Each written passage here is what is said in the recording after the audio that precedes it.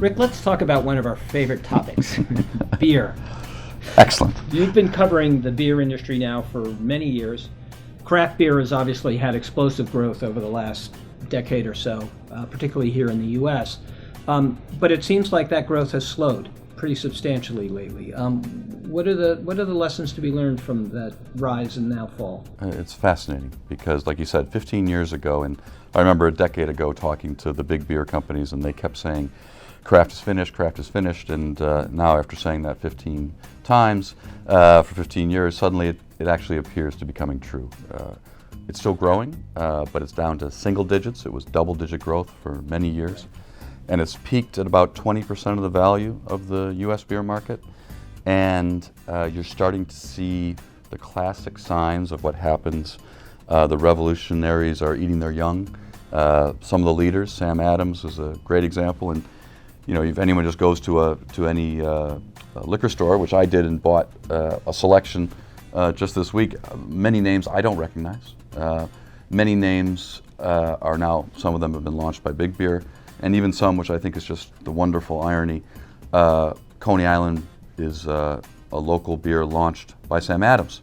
So the craft beer companies need smaller craft in order to keep attracting buyers. But the craft beer movement as a whole definitely appears to be running into some difficulties in the United States and may have reached its natural level, whatever that may be. Interesting.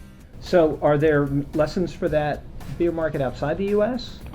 Absolutely, and there's a bunch of lessons. And in beer in particular, the lesson is, for the big beer, is not to make this mistake again. And you know, we obviously meet with the management of these companies, and as one CEO told me, you know, when we identified a trend, the strategy is not to fight the trend, is to ride the trend. So what you've seen now is ABI buying craft beer breweries in Brazil, China. Carlsberg has teamed up with Brooklyn Brewery, and they've launched 6 breweries internationally, just one in Lithuania. So Big Beer gets it, and in my view, they're not going to make the same mistake as they did in the United States.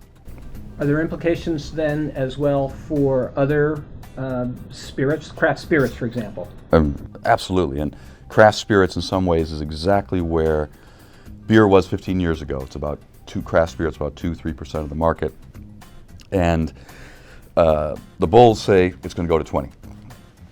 There's some counter pressure on that. Not only are the big spirits companies, the Diageos of the world, not blind and buying up craft spirits companies. They just recently bought a tequila company for $1 billion.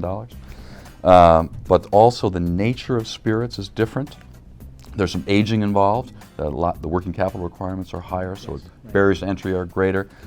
And also, the market's much more fragmented than the beer market, where you basically had 2 or 3 breweries in each country.